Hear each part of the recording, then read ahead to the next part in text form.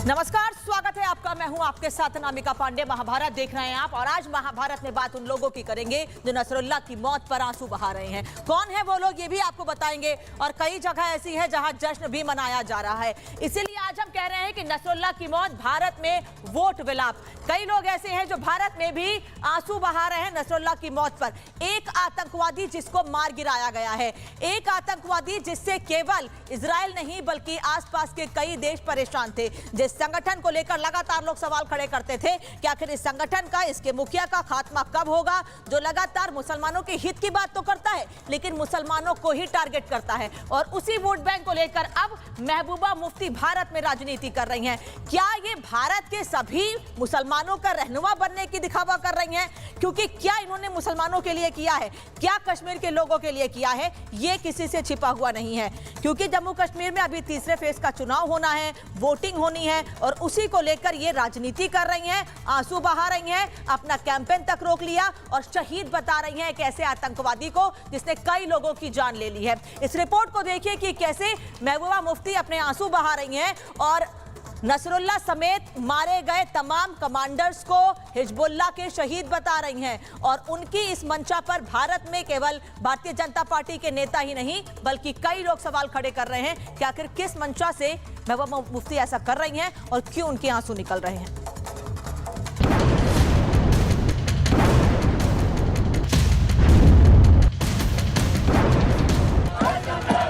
कहीं जश्न मन रहा है, कोई मिठाई बांट रहा है। हिजबुल्लाह के मुखिया की मौत क्या हुई? कई देशों में जश्न का माहौल शुरू हो गया। वो कौन है, आगे बताएंगे। पहले देखिए जश्न की तस्वीरें।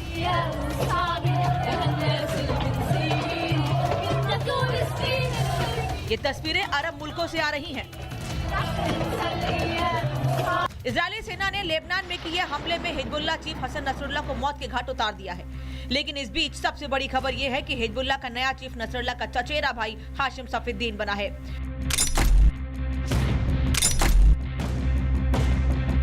नसरुल्लाह की मौत के बाद पश्चिम एशिया में नई जंग की आहट हो गई है।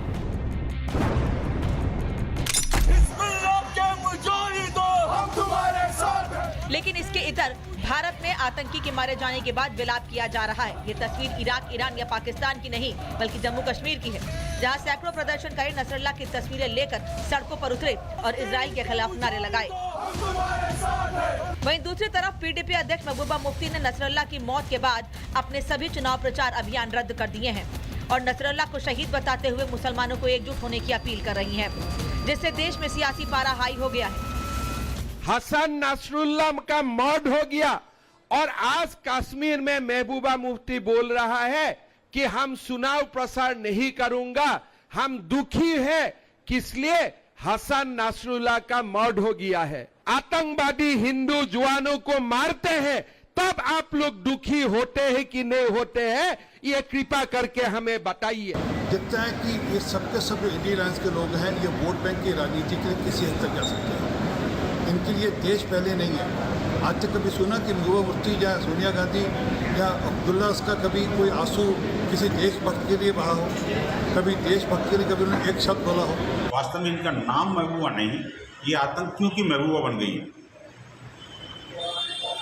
मारा गया नसरुल्लाह और आंसू बह रहे हैं महबूबा मुफ्ती।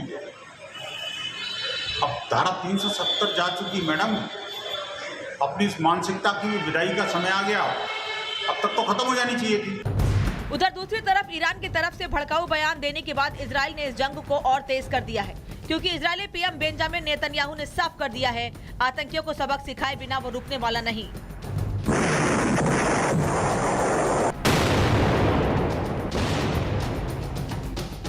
इधर इन सब के बीच खामनेई को डर है कि हानिया राइसी और नसरुल्लाह की मौत के बाद अब अगला नंबर खामनेई का ही है। इसलिए ईरानी सेना ने खामनेई को किसी महफूज ठिकाने पर छिपा दिया है। हालांकि तमाम खतरे के बावजूद खामनेई ने कह दिया है कि ईरान नसरुल्लाह की मौत का बदला इजराइल से लेकर रहेगा।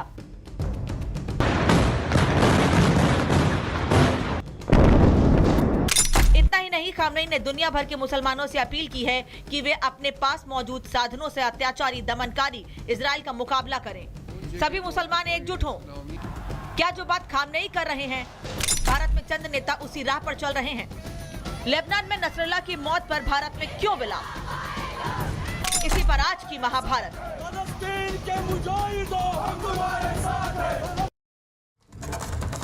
तो मुफ्ती का जो हिजबुल्लाह प्रेम दिख रहा है, जिस पर वो आंसू बहा रही हैं, जिस हिजबुल्लाह के चीफ को मार गिराया गया है, उसके मारे जाने की पुष्टि कैसे हुई है, ये जल्दी से आपको दिखा देती हूं एक तस्वीर में। ये आप तस्वीर देखिए, ये हसन नसरुल्लाह की तस्वीर है, ये उसकी अंगूठी है और इस अंगूठी को पहने कई बार उसको देखा गया है और वो अंगूठी यहाँ पर टूटी पड़ी है जिस जगह पर ये हमला हुआ था और इसी अंगूठी से पहचान हुई है। वो टूटी हुई अंगूठी की तस्वीर दिखाइएगा शर्मा जी कि देखिए ये तस्वीर है, इसी अंगूठी से पहचान हुई है कि नसरुल्लाह मारा गया है। अब दो तस्वीरें आपको दिखा रही हूं, देखिए ये अंगूठी जो पहना हुआ है नसरुल्लाह ने और दूसरी तस्वीर आपको दिखाती हूं कि जो टूटी हुई पड़ी है, जो पूरी तरह से क्षत विक्षत हो चुकी है और आसपास का एरिया खंडहर हो चुका है जहां पर हसन नसरुल्लाह रुका हुआ था, रह रहा था और इसी से पुष्टि हुई है कि मार गिराया गया है हसन नसरुल्लाह को, जिस पर हमारे देश के नेता विलाप कर रहे हैं। हमारे देश के नेता मारे जाने पर सवाल खड़े कर रहे हैं और अपने कार्यक्रम रद्द कर रहे हैं। लेकिन इन तस्वीरों के बीच जब ये तस्वीरें सामने आई, दुनिया भर के कई देशों में जश्न का माहौल है। सबसे पहले उस लेबनान की तस्वीर दिखाते हैं जिस लेबनान में नसरुल्लाह रहता था, लेबनान की सीमा पर दक्षिण लेबनान का वो एरिया जहां पर नसरुल्लाह और उसका आतंकी संगठन मजबूत हो रहा था, फल फूल रहा था। वहां पर देखिए कैसे मौत के बाद जश्न है, तमाम महिलाएं, तमाम पुरुष सड़कों पर उतरे हुए हैं, लेबनान में जश्न मना रहे हैं, गीत गा रहे हैं और ये बता रहे हैं कि नसरुल्लाह के मारे जाने के बाद वो कितने खुश हैं, वो कैसे सेलिब्रेट कर रहे हैं इसको। और केवल लेबनान ही नहीं, कई ऐसे देश हैं जहां पर से ऐसी तस्वीरें सामने आई हैं। अब लेबनान से लगा हुआ सीरिया की तस्वीर देखिए, यहाँ पर कैसे लोग सड़कों पर इकट्ठे हो गए हैं और इकट्ठे होकर बैंड की धुन पर नाच गा रहे हैं। प्रॉपर एक कार्यक्रम ऑर्गेनाइज किया गया है और बैंड की धुन पर नाच गा के लोग बता रहे हैं सीरिया में कि नसरुल्लाह के मारे जाने के बाद वो खुश इसलिए है क्योंकि आतंकी संगठन का खात्मा होने की तरफ बड़ा कदम आगे बढ़ा है।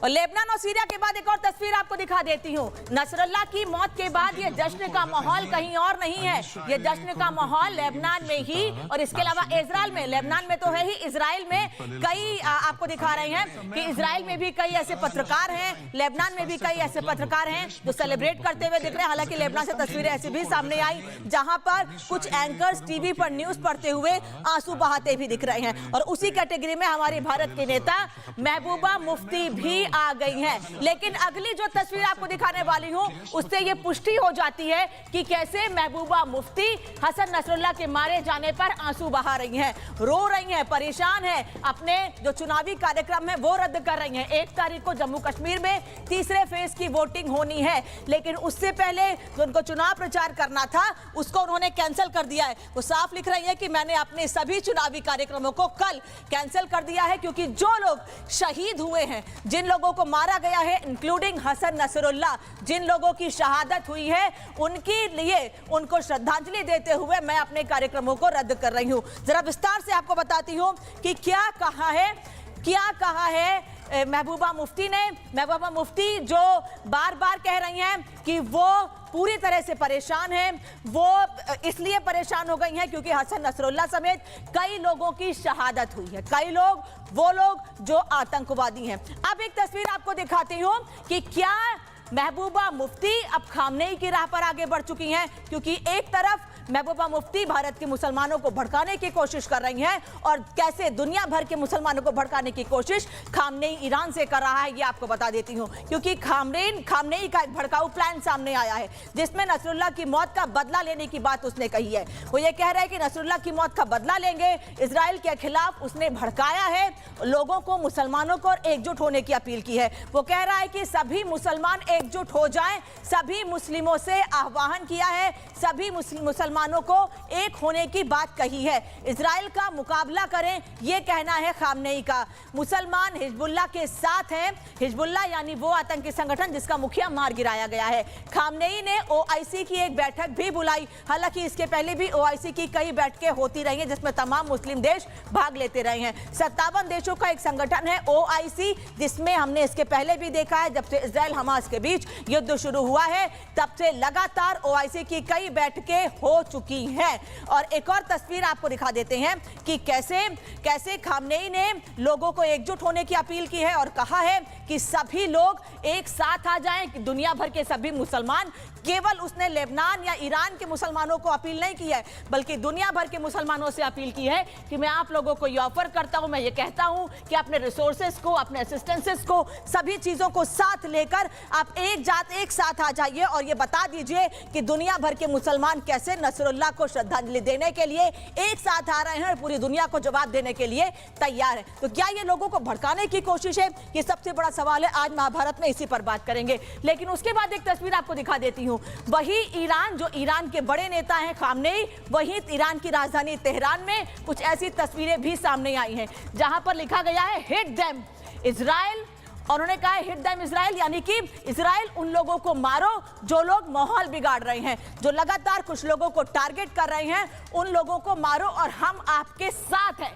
ये ईरान की राजधानी तेहरान में लोगों ने पोस्टर लगाए हैं और ये बताया है कि कैसे हम सभी लोग एक साथ, हम लोग आपके साथ हैं इजराइल। जब आप नसरुल्लाह जैसे लोगों को, जब आप हिजबुल्लाह जैसे संगठन को मारने के लिए आगे बढ़ते हैं तो ईरान के लोग भी आपके साथ हैं। ये वही ईरान है जहां से लोगों को, मुस्लिमों को एकजुट होने की अपील की जा रही है। अब आज की आपको एक और बड़ी तस्वीर दिखा देते हैं। नसरुल्लाह का शव, ये नसरुल्लाह का शव है जिस जगह पर नसरुल्लाह को मारा गया है, जिस इमारत में नसरुल्लाह रह रहा था, जिस इमारत में नसरुल्लाह रहकर हिजबुल्लाह को मजबूत करने की कोशिश कर रहा था और ज्यादा आतंकी संगठन को बढ़ावा देने की तैयारी कर रहा था, उसी इमारत में कैसे एयर स्ट्राइक करके, बॉम्ब गिराकर हिजबुल्लाह के चीफ कमांडर नसरुल्लाह को मार गिराया गया है। तो एक तरफ दुनिया भर के मुस्लिमों को एक होने की कोशिश की जा रही है, ओआईसी की बैठक बुलाई गई है, तो वहीं दूसरी ओर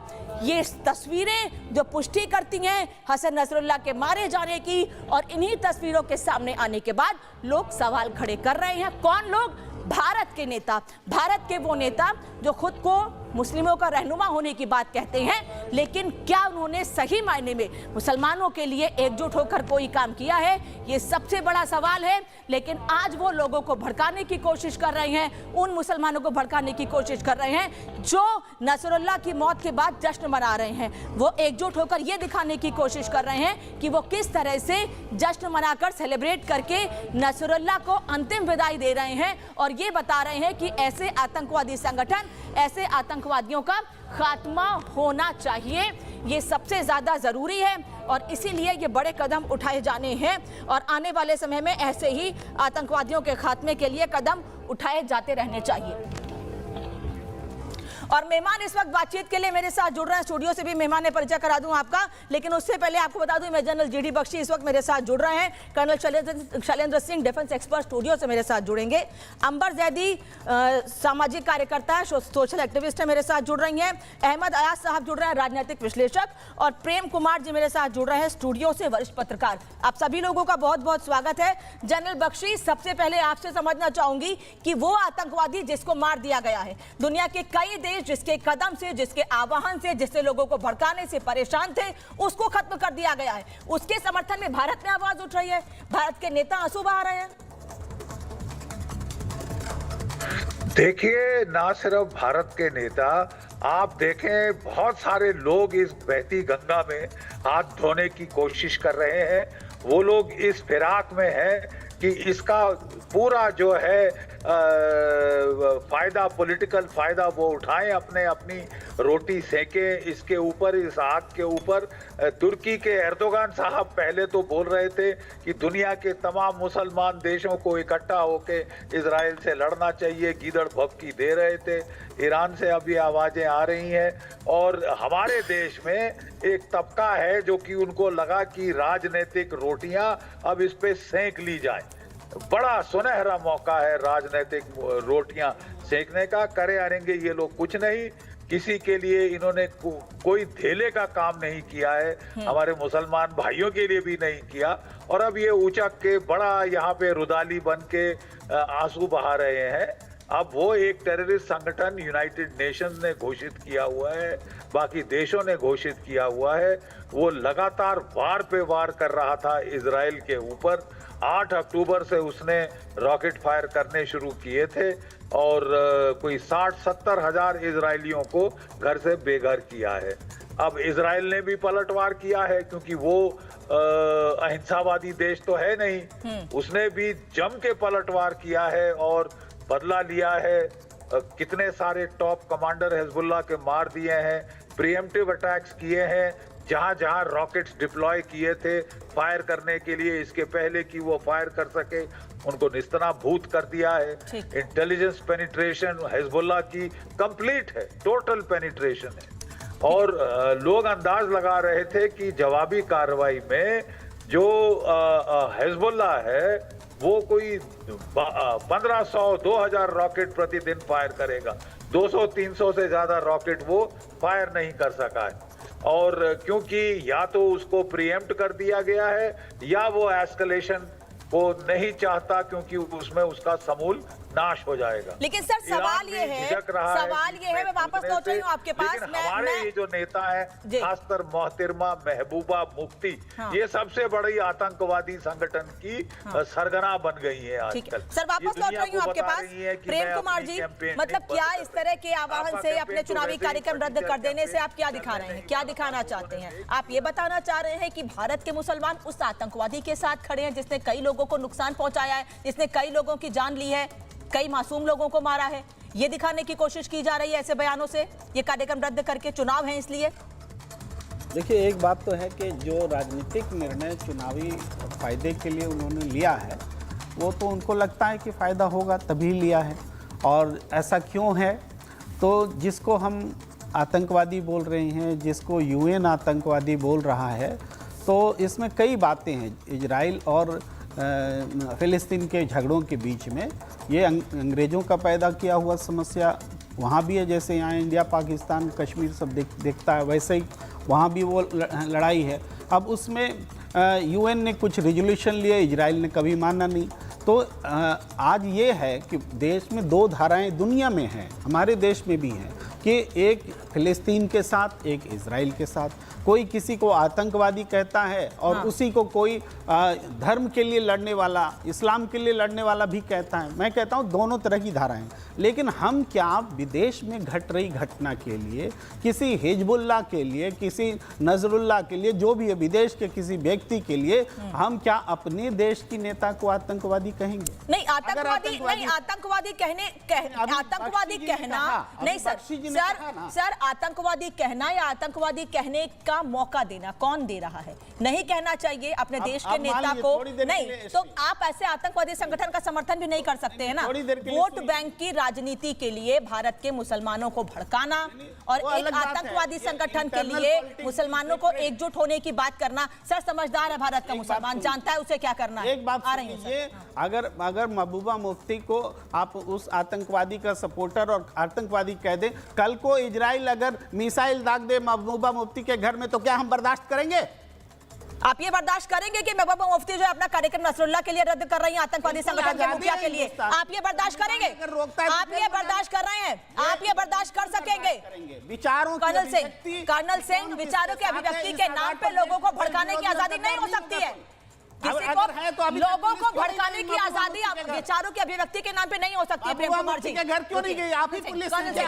प्रेम कुमार जी, हम आपकी इज्जत करते हैं क्योंकि आप जनरली पॉलिटिकल चीज़ों पर अच्छी बात बोलते हैं, लेकिन फिर भी मेरा सवाल सिर्फ अपने आप, अपने देश, अपने पॉलिटिशियन से है। क्या मेरी पॉलिटिक्स इतनी कमज़ोर और चीप हो गई है कि नसरुल्लाह का नाम लूंगा तो मुझे 4 वोट फालतू मिलेंगे? बिल्कुल ठीक बात। क्या ऐसा सोचना, मैं आपसे सीखना चाहता हूँ, क्या ये एक बड़ा वर्केबल उठाने के लिए आप स्वतंत्र हैं? नहीं, मैं तो सवाल मैं समझने की कोशिश कर रहा हूँ कि मुझे बताइए, चलिए अगर ऐसा ही है तो अगर मैं इस समय 4 बार खड़े होकर नसरुल्लाह की जय कर दूंगा तो क्या मैं सीएम ऑफ JNK बन जाऊंगा? सही बात। तो आप क्या आतंकवादी बन जाएंगे? नहीं, मैं आ रहा हूं। यस, अब आपने जो बोला मैं अब उसका आंसर देता हूं। देखिए, अगर मैं हाफिज सईद की प्रशंसा में पूरी किताबें लिखूंगा, बात करूंगा, आपके नेशनल टीवी पर बैठकर जय जयकार करूंगा, तो एक्चुअली मैं उसको नहीं सपोर्ट कर रहा हूं। मैं उसकी टेररिज्म को सपोर्ट कर रहा हूँ जो मेरे भारत के खिलाफ है, मेरे भारत के खिलाफ है। जहां तक नसरुल्लाह का सवाल है, मैं आपसे एक बात ले लीजिए। मैं आपकी सुन लूंगा, जरूर सुन लूंगा। मेरा सिर्फ जो सवाल अपने आप से उठता है, मेरे अपने, आप लोग मेरे अपने पॉलिटिशियन हो, कोई बाहर से नहीं आए हो, कोई आप टेररिस्ट नहीं हो, लेकिन जब आप किसी भी तरह के टेररिज्म को सपोर्ट करते हैं, क्योंकि नसरुल्लाह को सपोर्ट करना टेररिज्म का सपोर्ट इसलिए माना जाता है क्योंकि वो इंटरनेशनली डिक्लेयर्ड एक वो डिक्लेयर्ड टेररिस्ट है। और मुझे सिर्फ समझना है कोई एक अच्छा काम, ह्यूमैनिटेरियन काम जो उसने मानवता के लिए किया हो, जिसके वजह से मैं भी खड़ा होकर एक सल्यूट दूं, सलामी शस्त्र दूं कि यस, अल्टीमेटली इस इंसान ने कोई तो अच्छा काम किया। और अच्छा काम किया होता तो सीरिया के मुसलमान आज जश्न नहीं मना रहे होते। वो सुन्नी मुस्लिम जो बार बार कह रहे हैं नसरुल्लाह के नेतृत्व में उन पर अत्याचार किया गया है। हस्तक्षेप ले लीजिए। हम सिर्फ इतना बोलना चाहते हैं कि चलिए, महबूबा मुफ्ती जो बोल रही हैं, आप कह रहे हैं किसी आतंकवादी के पक्ष में कोई किताब लिख दी जाए, पूरा प्रशंसक हो जाए, तो उस चीज को रोकने के लिए क्या है? हमारे देश में क्या कानून नहीं है इस चीज को रोकने के लिए कि हम केवल डिफेम करेंगे, पॉलिटिक्स करेंगे? अगर महबूबा मुफ्ती पॉलिटिक्स कर रही हैं, बाकी लोग भी महबूबा को गाली देके पॉलिटिक्स कर रहे हैं। उस राजनीति में, वोट बैंक में आप उन लोगों को क्यों खींच रही हैं जिनका उससे कोई मतलब नहीं है? महबूबा मुफ्ती उन लोगों को क्यों खींच रही हैं जिनका नसरुल्लाह से या उस आतंकवादी संगठन से कोई मतलब नहीं है? वो तो जश्न मना रहे हैं। मेरा सवाल सिर्फ मेरे देश के पॉलिटिशियन से है कि आपको अगर स्वतंत्रता है, आपको स्वतंत्रता है बोलने की, अपना ओपिनियन रखने की, तो आपका एक अपने देश के लिए कर्तव्य भी है कि आप किसी भी तरह की टेररिज्म की प्रशंसा न करें। Very nice sir, very nice. Ambar Zaidi मेरे साथ अहमद साहब भी जुड़ गए हैं, आ रही हूँ सर आपके पास।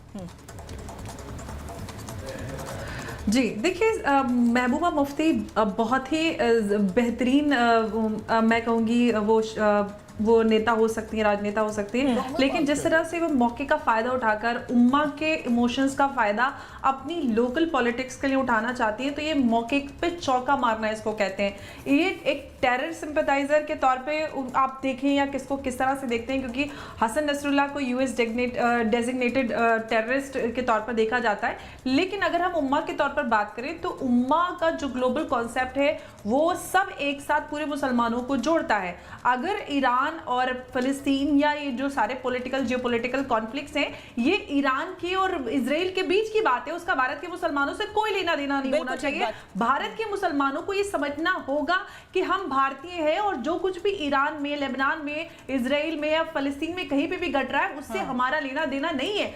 भारत एक नेशन के तौर पर इजराइल या फिर फ़लस्तीन में कहीं पे भी किसी के भी साथ कोई भी घटना हो रही है या फिर मानवाधिकार का उल्लंघन हो रहा है, भारत हमेशा साथ में खड़ा आया है। लेकिन आप इस तरह से सड़कों पे उतर कर आते हैं, इस तरह से मातम करते हैं। हमारे जब फौज के कोई जवान या फिर हमारे जनरल शहीद होते तो इस तरह से मातम नहीं होता। आप जो विदेश के इस तरह के जो मिशनरीज के लीडर्स होते हैं, चीफ्स होते हैं, उसके लिए आप मातम करते थे। तो कहीं ना कहीं जो फंडामेंटल्स है उसमें बहुत बड़ी त्रुटि है जो पूरी दुनिया देख रही है।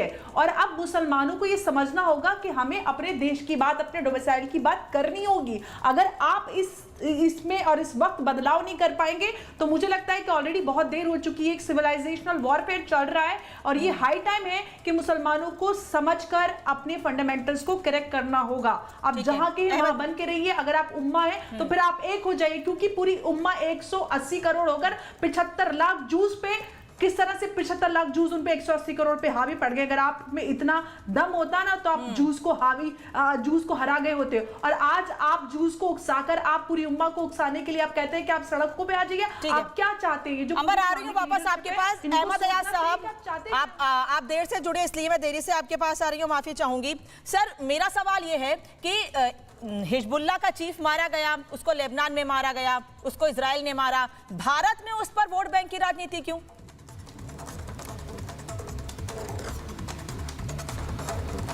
नहीं, ये भी हो सकता है कि किसी हद तक राजनीति भी हो, लेकिन उससे ज़्यादा जहाँ तक फ़लस्तीन और ईरान का ताल्लुक़ है तो हिंदुस्तान के रिलेशंस इन दोनों ममालिक के साथ ठीक है। और चूँकि ईरान से ये मामला जुड़ा हुआ है, जहाँ तक हसन नसरुल्लाह का ताल्लुक़ है, तो ईरान में कोई भी डेवलपमेंट हो या फ़लस्तीन में ऐसी कोई डेवलपमेंट हो, स्वाभाविक है कि यहाँ जहाँ तक जम्मू कश्मीर का ताल्लुक़ है और ख़ास तौर और इसके अलावा शायद हिंदुस्तान में जो भी मुसलमान हैं उनके ऊपर भी शायद इसका एक मोमेंट हो जाएगी, एक एहसास होगा। तो जम्मू कश्मीर में सबसे ज़्यादा, क्योंकि ईरान एक बड़ा एक इस्लामिक जमहूरिया है, तो मैं जम्मू कश्मीर की बात कहूँगा क्योंकि मेजॉरिटेरियन स्टेट है मुस्लिम्स की, तो इसलिए यहाँ उसका ज़्यादा असर होगा। और यहाँ मानने वाले भी ईरान के जो वहाँ का सेक्ट है, जो शिया तबका है वहाँ पे, तो कश्मीर में भी उसके ज़्यादा मानने वाले हैं। तो ये नहीं कि सिर्फ शियाज बल्कि सुन्नीज भी मुश्तरका तौर इसका समर्थन करेंगे। हिजबुल्लाह का करेंगे नहीं करेंगे, ये जो हसन नसरुल्लाह है उसका डायरेक्ट करें या ना करें, लेकिन जब ईरान में आ जाता है या मैं रोक रही हूँ आपको, मैं एक चीज सर मेरा कनेक्शन क्या है, मैं क्यों करूंगा उसका सपोर्ट, मैं क्यों नसरुल्लाह का सपोर्ट करूंगा, मैं क्यों हिजबुल्लाह का सपोर्ट करूंगा? उसने मेरे देश के लिए, इंसानियत के लिए ऐसा क्या किया है कि आप और मैं इस समय 2 मिनट का व्रत करें, 2 मिनट का मौन करें?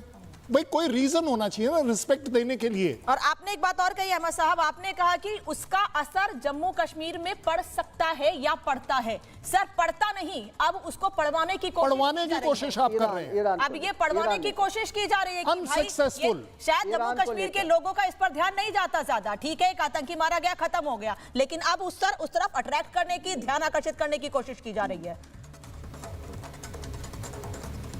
अहमद साहब नहीं, एक सेंटिमेंट जुड़ा हुआ है किससे? कश्मीर, जम्मू कश्मीर और ईरान, या जो शिया कम्युनिटी है हिंदुस्तान में या कहीं भी दुनिया में, ईरान के साथ एक सेंटिमेंट जुड़ा हुआ है। ठीक है, तो इसलिए कहीं भी अगर ईरान किसी भी चीज़, ऐसे चीज़ का सपोर्ट करेगा तो नेचुरली उसके मिलाप में उसमें हाँ से हाँ मिलाया जा सकता है, क्योंकि ईरान का मामला है और फ़लस्तीन का मामला है। और चूँकि हिंदुस्तान के भी रिलेशंस इन दो ममालिक के साथ बहुत अच्छे हैं, कोई ऐसा स्ट्रेन रिलेशन नहीं है, इसलिए मुझे नहीं लगता कि इसमें यहाँ का जो बाशिंदा हो मुसलमान कि वो हिचकिचाहट करेगा ऐसा कोई सपोर्ट करने में जहाँ ईरान किसी बात को सपोर्ट करेगा, क्योंकि वो इस्लामिक जमहूरिया माना जाता है। और वही फ़लस्तीन पर की कोई बात हो तो जरूरी बात है कि कुछ न कुछ असर पड़ ही जाएगा, यह मानने वाली बात। कर्नल सिंह कुछ कह रहे हैं सर? जनाब मैं आपसे कह रहा हूं, ईरान के लिए मेरा दिल भी है, हम उनके साथ ट्रेड कर रहे हैं, उनके साथ एक बहुत बड़ा पोर्ट चलाने वाले हैं, प्रॉफिट मेकिंग के ऊपर है, शेयरिंग के ऊपर है, केयरिंग के ऊपर है। बट दैट डजंट मीन कि जो हिजबुल्लाह कर रहा है वो मैं यहां पर बैठकर सपोर्ट करूं। और बाय द वे, क्यों अपने देश को बदनाम करते हो हर चीज में मुसलमान लाके? It has got nothing to do with मुसलमान। इंडिया का स्ट्रेट क्लियर कट सिर्फ सिंगल पॉइंट एजेंडा है कि किसी भी तरह का टेररिज्म दुनिया में कहीं पर भी है, उसका जवाब सिर्फ एक होना चाहिए कि वो टेररिज्म एलिमिनेट होना चाहिए, मेरे देश में भी किसी के भी देश में। क्योंकि अपने आप में टेररिज्म ने ना आपको कुछ अच्छा दिया है, और अगर आप होप कर रहे हैं कि 4 वोट ज्यादा मिलने वाली है तो वो उसमें भी आप गलत हैं। इसका मतलब कोई वोट नहीं कर रहा। इसका मतलब ये भी नहीं है कि अगर ईरान ने कुछ गलत किया है, ईरान ने अगर हिजबुल्लाह जैसे संगठन को खड़ा किया है, उसको मजबूत किया है, तो उस स्थिति में भी हम ईरान का समर्थन करें जब वो टेररिज्म को बढ़ावा दे या हिजबुल्लाह जैसे संगठन को मजबूत करे। भाई इतना बढ़िया एग्जाम्पल सामने है कि पैलेस्टीन को हम रिकॉग्नाइज करते हैं, लेकिन हमास को हम नहीं करते। वापस लौट रही हूँ, बड़ी खबर है इस बीच मेरे पास एक, इजराइल के हमले से दक्षिणी लेबनान में तबाही मच गई है। आईडीएफ ने एक साथ कई ठिकानों पर हमले किए हैं और उन हमलों की तस्वीरें भी लगातार जारी की जा रही हैं। इजराइल की ओर से जो हमले दक्षिण लेबनान में किए जा रहे हैं, दक्षिण लेबनान वो एरिया है जहां पर हिजबुल्लाह के आतंकवादी हैं, और इन्हीं जगह को टारगेट करके, इन्हीं जगह को चिन्हित करके इजराइल ने हमले किए और एक साथ बड़ी संख्या में लड़ाकू विमान भेजे गए, जिससे कि हिजबुल्लाह के चीफ नसरुल्लाह का खात्मा हो सके। और उसके बाद भी अटैक रुकने का नाम नहीं ले रहे हैं, ये अटैक लगातार जारी है। और इस बीच एक और बड़ी खबर आपको बता दें, सीरिया लेबनान बॉर्डर पर इजराइल ने बड़ा हमला किया है। सीरिया के अल कुसैर शहर में आईडीएफ ने बमबारी की है। सीरिया में भी सीरिया लेबनान बॉर्डर पर यह हमले किए गए हैं। एक तरफ दक्षिणी लेबनान में उन जगह पर जहां पर हिजबुल्लाह के आतंकी हैं वहां पर हमले हो रहे हैं। अब सीरिया लेबनान बॉर्डर पर भी हमले हो रहे हैं। कर्नल सिंह, देखिए, जब हम बात करते हैं किसी भी बॉर्डर पर अटैक, क्यों? क्योंकि आप एक तरफ ईरान बोल रहा है कि यस हम अपना जो टैंक्स हैं और इन सबको आगे बढ़ाएंगे और लेबनान और सीरिया में भेजेंगे, तो इसको बोलते हैं pre-emptive strike. That means Israel clarity से दिखा रहा है कि अगर आपका इस दिशा में आने का इरादा है तो हम वेट कर रहे हैं, आप हमारे टारगेट पर है, कृपया कर मत आइए, क्योंकि अगर आप आएंगे तो आपको मालूम है आपके साथ क्या होगा। मुझे आप एक बात बताइए, अभी थोड़ी देर पहले आप कहीं ये पड़ा हुआ एक दिखा रही थी कि यू स्ट्राइक, वो ईरान बोल रहा था हम आपके पीछे हैं, आगे क्यों नहीं है?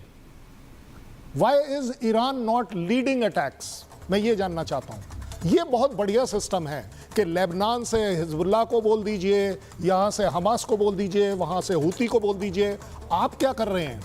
और बाय द वे, अगर इतना ही आपके पास दमखम है तो इस समय खमेनी साहब की लोकेशन क्या है? क्यों उनका जो अंडरग्राउंड है, वो जो उनका जो फोर्ट है, जो उनका राजमहल है, वो खाली क्यों है? तबीयत ठीक क्यों नहीं है उनकी? उनके पास मोबाइल सिस्टम्स क्यों नहीं काम कर रहे? क्या हो गया?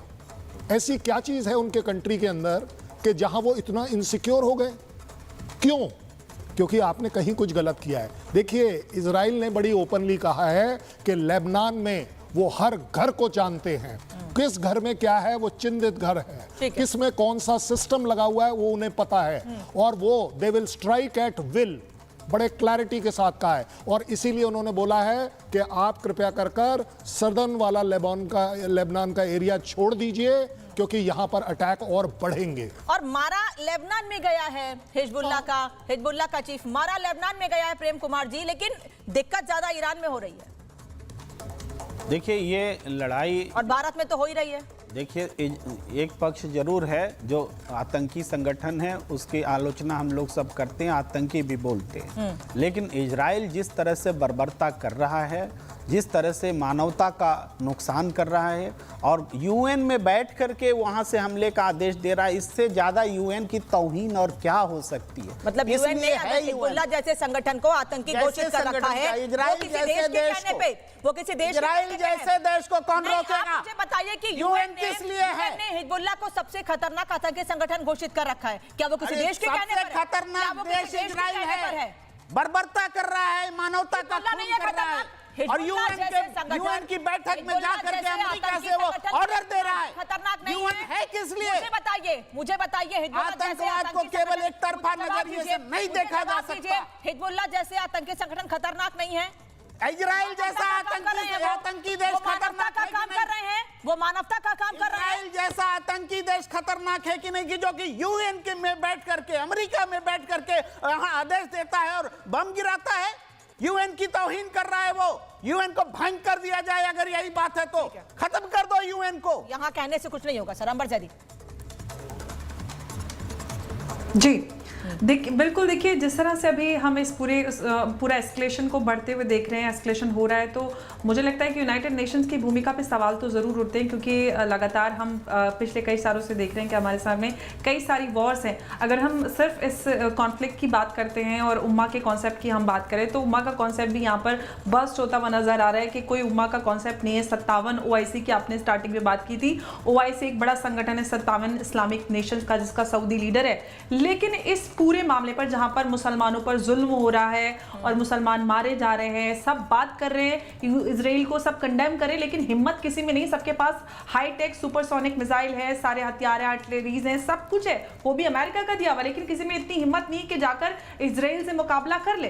क्योंकि इजराइल में हिम्मत है कि अगर वो आज भी चाहे, सुप्रीम लीडर की लोकेशन उनके पास होगी, और जिस तरह से सटीक इंफॉर्मेशन उनके पास थी, चाहे हम हसन नसरुल्लाह की बात करें, इनफैक्ट फ्रेंच न्यूज़पेपर की अकॉर्डिंग अगर हम बात करें तो एक ईरानियन जासूस ने इंफॉर्मेशन दी, तो अब तो आपके अंदर ही आप सारी खोट है करी है, तो आप एक नहीं है, आप में एकता नहीं है, आप चले मुकाबला करने, आप नंबर से बढ़ाने पे लगे हुए हैं, आप में क्वालिटी कहीं पे नजर नहीं आ रही, नई यूनिटी नजर आ रही है। तो सारे जितने भी कॉन्सेप्ट्स थे वो सारे यहाँ पर ध्वस्त होते नजर आ रहे हैं। बर्बरता हो रही है, जिस तरफ से भी हो रही है उस पे हम उसको कंडेम करते हैं, जहां पे भी आतंकवाद हो रहा है उसको कंडेम करते हैं, और भारत का यही स्टैंड है। तो यहाँ पर अगर आप किसी भी के समर्थन में आप आते हैं या फिर एक तरफा बात करने की कोशिश करते हैं तो मुझे लगता है गलत है। नहीं, प्रेम कुमार जी तो कह रहे हैं सबसे बड़ा आतंकी देश या संगठन वो तो इजराइल को बता रहे हैं, वो तो इजराइल पर ही सवाल खड़े कर रहे हैं। हम तो कह रहे हैं कि देखिए प्रेम कुमार जी, इस पूरे मामले की जब शुरुआत हुई तो आप बताइए इजराइल को उकसाया किसने था, इजराइल को उकसाया किसने था भाई साहब? अंबर जी एक मिनट, आप कह रहे हैं ना कि इजराइल के खिलाफ किसी को बोलने की हिम्मत नहीं हो रही, क्यों नहीं हो रही? क्योंकि वो तो यूएन को भी हिम्मत को भी ललकार रहा है। सर तो आप ये बताइए, अमेरिका खड़ा है, आप लोग यूएन को लेके, खैर हम यूएन पे बहस नहीं कर रहे हैं, हम बहस यूएन पे नहीं कर रहे हैं, हमारा सवाल सिर्फ इतना है, नहीं हम यूएन पे बात करना ही नहीं चाहते, हम बात सिर्फ इतना करना चाहते हैं कि हमारे भारत के लोग, हमारे भारत के नेता आखिर क्यों मुसलमानों को देश के भड़काने की कोशिश कर रहे हैं। मेरा सवाल सिर्फ इतना है। मैं अहमद साहब के पास जाऊं और कर्नल सिंह भी कुछ कहना चाह रहे हैं। बड़ी खबर इस बीच है, गाजा पट्टी में हमास के टनल को आईडीएफ ने उड़ा दिया है। आईडीएफ के हमले में 1 किलोमीटर लंबा सुरंग ध्वस्त किया गया है। रिहायशी इलाके में हमास ने यह टनल बनाया था और ये तो हमेशा से देखते रहे कर्नल सिंघम के रिहायशी इलाके में अस्पताल के नीचे टनल बनाई गई है और जब उन्हें खत्म करने की, ध्वस्त करने की कोशिश करते हैं तो कहते हैं मासूम लोग मारे गए। नहीं देखिए, इसमें कोई डाउट नहीं है कि मासूम लोग नहीं मरने चाहिए, बिल्कुल हाँ। लेकिन मुझे एक बात बताइए, आपने ये टनल बनाई क्यों है? आपको नहीं लगता आपने ये टनल बनाई है मासूम लोगों को मारने के लिए? हाँ भाई, इसीलिए तो 7 अक्टूबर हुआ था कि आप इन टनल्स के द्वारा आए, आपने फेंसिंग क्रॉस करी, आपने जाकर जिसको बोलते हैं ना दरिंदगी की सारी सीमाएं क्रॉस कर दी। अब आप एक बात बताइए, तो अब इन हर एक टनल के अंदर क्या मंदिर बनाया जाए कि yes these are the success point? देखिए, ज़्यादा बड़ी बात ये होती है, जैसे प्रेम कुमार जी भी बोल रहे थे, मैं कहूँगा कि यूनाइटेड नेशन ने डिक्लेयर किया हुआ है कि पाकिस्तान और इंडिया के बीच में JNK is a bilateral issue. अभी शहबाज शरीफ साहब 40 मिनट वहाँ बोल गए सिर्फ इसी बात पर कि POK मेरा है या तेरा है या किसका है। क्यों भाई, क्यों सुन रहा है यूनाइटेड नेशन? देखिए, यूनाइटेड नेशन अपने आप में एक ऐसी ऑर्गेनाइजेशन है जहाँ अपने आप को आप गैस आउट कर सकते हैं। सही है गलत है वो एक सेकेंड स्टेज की बात है, बट अबव ऑल सबसे बड़ी बात जहां तक टेररिज्म का सवाल है, एटलीस्ट कम से कम उस पर तो भारत जैसा देश एग्री कर सकता है कि अगर यूनाइटेड नेशन ने किसी भी ऑर्गेनाइजेशन और किसी भी लीडर को टेररिस्ट डिक्लेयर किया है तो इस बात की इज्जत होनी चाहिए कि वो इंसान इस जमीन पर रहने लायक नहीं है। आप एक कंट्री को टेररिस्ट बोल दें वो एक अलग बात है कि यस उन्होंने नहीं सुनी, वो तो यूएस की भी नहीं सुन रहे। आप एक बात बताइए, इजराइल तो यूएस की भी नहीं सुन रहा, 10 बार यूएस बोल चुका है कि नहीं आप ये मत करिए वो मत करिए। उसको समर्थन मिला हुआ है। नहीं, वो समर्थन की बात ही हो रही है। वो समर्थन क्यों मिलता है? क्योंकि आप कहीं ना कहीं आप मॉरल ग्राउंड्स पर अपने आप को जुड़ा हुआ महसूस करते हैं। मेरा इजराइल से पर्सनली क्या लेना देना, लेकिन मेरे और उसके बीच में 2 बहुत तगड़ी रिलेशन है। एक, द विल पावर कि नहीं हम टेररिज्म के आगे झुकेंगे नहीं, वहां पर मैं उनके साथ कॉमन हूं। दूसरा, का टेररिज्म कहीं का भी हो दुनिया में, terrorism is always only bad terrorism. There is nothing called as good terrorism. युद्ध लड़ना अलग बात है शैलेंद्र जी, मैंने युद्ध की बात ही नहीं करी। इस तरीके से सर युद्ध की बात ही नहीं करी। पेजर बम से जो अटैक हुआ तो वो जो तरीका है, या जो वॉकी वाला बम हुआ वो तरीका है, ये भी आतंकी तरीका है। ये युद्ध लड़ने का तरीका थोड़े हैं। वो ये कह रहे हैं जिन टेक्निक का इस्तेमाल करके हमें हमारे लिए खतरा पैदा किया जा रहा था, हमने उनको ही खत्म कर दिया। हमने वो युद्ध लड़िए ना, लेबनान से युद्ध लड़िए, सीरिया से। अहमद साहब, मेरा सवाल ये है कि क्या वाकई आपको लगता है कि हिजबुल्लाह चीफ एक आतंकी के मारे जाने से भारत के मुसलमानों को कोई फर्क पड़ता जब तक ऐसे बयान भारत से नहीं आते? ये यहाँ हिजबुल्लाह के हसन नसरुल्लाह का मामला नहीं है। इसी 2 चीज़ों को लेकर ये इशू रहेगा। एक ये कि जो इस्राइल और फ़लस्तीन के दरमियान जो मामला है, जहाँ हम महसूस कर रहे हैं कि इस्राइल फ़लस्तीन पर ज़्यादतियाँ कर रहा है, और दूसरा ईरान के साथ एक जमहूरिया इस्लामिया होने के नाते एक जो सेंटिमेंट है मुसलमानों का ये नहीं हिंदुस्तान के मुसलमानों का बल्कि वर्ल्ड ओवर मुसलमानों का एक जो सेंटिमेंट जुड़ा हुआ है, ये दो चीज़ों को लेकर आज ही नहीं, मेरा मानना है ये आगे भी रहेगा। अगर कहीं भी ऐसा कोई वाक़ा आया जहाँ फ़लस्तीन की इशू के मामलात आ गए या ईरान बीच में आ गया, ईरान की वजह से कुछ आ गया, जैसे आज के वाक़ा में ईरान डायरेक्टली इन्वॉल्व है हसन नसरुल्लाह के मामले में, तो वहाँ आपको मानना पड़ेगा कि हर वक्त ये इशू रहेंगे। अब क्यों रहेंगे वो दूसरी बात है, लेकिन मेरा मानना है ये दो चीज़ें हैं। एक है कि मुसलमान महसूस कर रहे हैं वर्ल्ड ओवर कि भाई फ़लस्तीन के ऊपर जातियाँ हो रही है इसराइल की तरफ से, वो एक इशू रहेगा। और दूसरा ईरान के साथ जो सेंटिमेंट जुड़ा हुआ है मुसलमानों का, अगर ईरान में कहीं भी बात हो जाएगी उसका वर्ल्ड ओवर इफेक्ट पड़ेगा, जो यही मेरा मानना है। तो ये दो चीजों को लेकर आपका मानना जो है वो ठीक है, आपका मानना, आपकी सोच, आपका मानना। मेरा अच्छा पूछिए अंबर दीदी, पूछिए, कुछ पूछ रही है अंबर आपसे। हाँ जी, सवाल मेरा ये, भाई साहब बोल रहे हैं कि सबका सेंटिमेंट जुड़ा हुआ है एक इस्लामिक नेशन और सब होने के नाते, तो आज फिलिस्तीन पे जुल्म हो रहा है, लेबनान की सबनेट पे भी सवाल उठाया जा रहा है, सारा उसकी वो भेद दी सारी, तो ये सारे जो इस्लामिक नेशन है, पूरी ओआईसी है, वो सब वेट किस बात का कर रहे हैं? सब मिलकर इजराइल का मुकाबला क्यों नहीं कर रहे? सबके पास हथियार है, सबके पास सारा कुछ है, तो सिर्फ सेंटिमेंट जोड़ के रख के सड़कों पर मातम करने से काम हो जाता है भाई साहब? हाँ आप बताइए, अब बताइए। ज़ैदी जी, आपको पता होगा कि उनके अपने मामलात हैं, उनके अपने इश्यूज हैं, उनका अपना ट्रेड है, वो सारे चीजों को लेकर नहीं करते, नहीं तो अरब कंट्री नहीं आ सकती बीच में। लेकिन यही तो मैं कहना चाहती हूँ कि सारी की सारी 57 कंट्रीज अपने अपने इंटरेस्ट को सर्व कर रही है, किसी कोई अपनी इंटरेस्ट को छोड़कर जाकर सड़कों पर नहीं खड़ा हुआ। मोहम्मद बिन सलमान ने कह दिया कि मस्जिदों में मिंबर में हर इमाम को कि यहाँ पर कोई भी पॉलिटिकल नारेबाजी और फिलिस्तीन की बात नहीं होगी। तो आप भारत के मुसलमान क्यों राजनीति में, ईरान की राजनीति में भारत के मुसलमान सड़कों पर क्यों उतर जा रहे हैं? भाई आप अपना देखिए ना, कश्मीर में क्या हो रहा है, कश्मीर के लोकल इश्यूज क्या है, इस इलेक्शन में वो क्यों नहीं डिस्कस हो रहे? अयाज साहब, इसको आप डिस्कस, सवाल ये है ना कि किस तरह से महबूबा मुफ्ती पूरी उम्मा के इमोशंस का फायदा सही वक्त पे उठाकर अपना राजनीतिक फायदा देख रही हैं। आप ढूंढ रहे हैं, फायदा होगा या नहीं होगा वो तो बाद की बात है। मुसलमानों को बेवकूफ बनाया जाता है हमेशा से, लीडरशिप हो, चाहे कोई सी भी पॉलिटिकल लीडरशिप हो या फिर क्या जुड़ा होगा, क्यों जुड़ा होगा, कौन सा ऐसा सेंटिमेंट है महबूबा का, कौन सा ऐसा प्यार है जो नसरुल्लाह के साथ जुड़ा हुआ है? आप मुझे एक्सप्लेन कर दीजिए, हो सकता है मैं नहीं एक्सप्लेन कर समझ पा रहा हूँ, आप बताइए कि क्या ऐसा सेंटिमेंट है? मुसलमान नहीं सर, मुसलमान कैसे?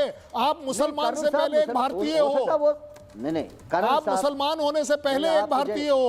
अगर मुसलमान की भी बात करेंगे तो फिर बांग्लादेश में जो कुछ हुआ तब आपने क्यों नहीं बोला, और फिर तब आपको ज्यादा बोलना चाहिए था। सवाल होगा आयाज साहब, ऐसा तो है अगर सेंटिमेंट जुड़े हुए हैं ना, अगर ईरान से सेंटिमेंट जुड़े हैं, अभी आपने देखा सर कर्नल साहब, अगर सेंटिमेंट्स ईरान से जुड़े हैं पूछ रहे तो उन युवाओं से क्यों नहीं? कर्नल साहब ने मुझे ये बता दिए, आज का पता है आज क्या हुआ है?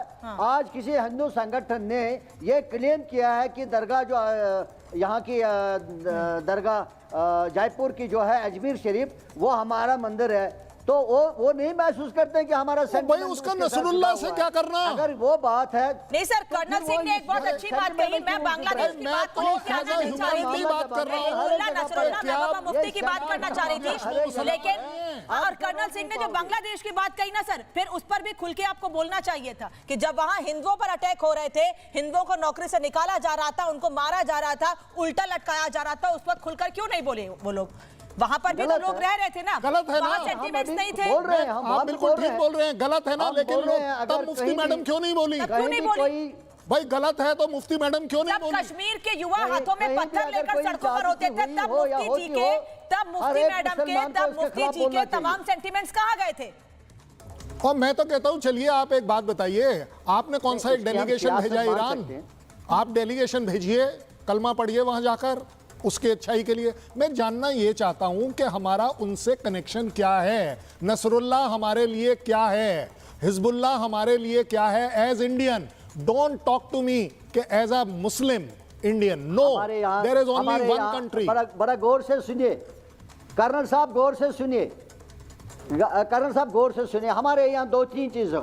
अगर आप किसी जुल्म को हाथ से नहीं रोक सकते हैं तो कम से कम एक इंप्रेशन सा, एक एक्सप्रेशन सा करिए, बातों से करिए, बातों से बोले। तो बोलिए अगर आप ना बातों से नहीं बांग्लादेश बोल के सकते लिए, जुल्म के खिलाफ, आप हालात अपनी आपके मुफ्ती ऐसे मैडम हैं, को बोलिए तो कि कम वो से कम बांग्लादेश के सुनिए, लिए बात कर वो रहे नहीं हैं। दिखता है तो सर, कम से वो कम नहीं दिखता है आपके कि वहाँ अपने वहाँ वोट बैंक मेरा नहीं है, अपना खून वहाँ वोट बैंक नहीं है सर, वो क्यों दिखेगा? हमारा साहब ये रोक रही हूँ, माफी के साथ मेरा- कर्नल सिंह रोक रही हूँ। बड़ी खबर आ रही है, इस्लामिक स्कॉलर मुफ्ती कासिम ने बयान दिया है। हिजबुल्लाह आतंकी संगठन है। मुफ्ती कासिम कह रहे हैं कि महबूबा का हिजबुल्लाह प्रेम शर्मनाक है, वोट बैंक के लिए आंसू बहा रही है महबूबा। हिजबुल्लाह हमास का समर्थन ना करें। आप क्या कहेंगे अहमद साहब?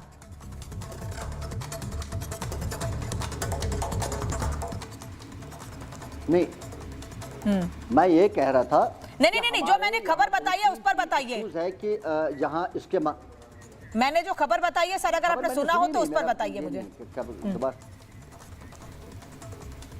मैंने सुना नहीं, अगर आप रिपीट करोगे तो। सर मैंने बताया, इस्लामिक स्कॉलर मुफ्ती कासिम कह रहे हैं कि हिजबुल्लाह आतंकी संगठन है, उसका समर्थन शर्मनाक है। जल्दी से सर, 30 सेकंड। नहीं, ठीक है, उनका मानना है, हम ये नहीं कह सकते। उनका क्यों देखिए, मानना यहाँ है? जो आपने आपका क्यों नहीं है? मैं हमने जानना overall चाहता की हूं बात उनका करी। क्यों मानना है? एक इंडिविजुअल ये हिंदुस्तान का मानना होना चाहिए। नहीं, मैं आप मेरे भाई हैं। नहीं, आप सुनिए, इंडिविजुअल का राय हो सकता है, इंडिविजुअल का राय हो सकता है, कोई भी टेररिज्म के फेवर में नहीं होगा, वो दूसरी बात। मैं कह रहा हूँ ये टेररिज्म के, मैंने बोला ना कि हसन नसरुल्लाह की बात नहीं है यहाँ पर। यहाँ बात यह है कि ईरान बीच में है, ईरान की वजह से कोई भी आदमी सर ईरान से ज्यादा यहाँ वोट बैंक है, ईरान से ज्यादा यहाँ वोट बैंक है। I'm so sorry, रोक रही हूँ आप लोगों को सर, समय कम है, माफी के साथ रोक रही हूँ। बहुत बहुत धन्यवाद जुड़ने के लिए, समय देने के लिए। महाभारत में इतना ही।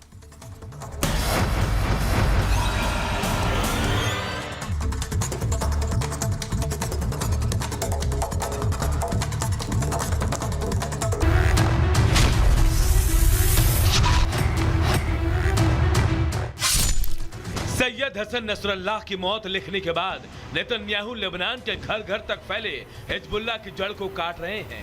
हर घर के किचन और गैराज को निशाना बनाया जा रहा है।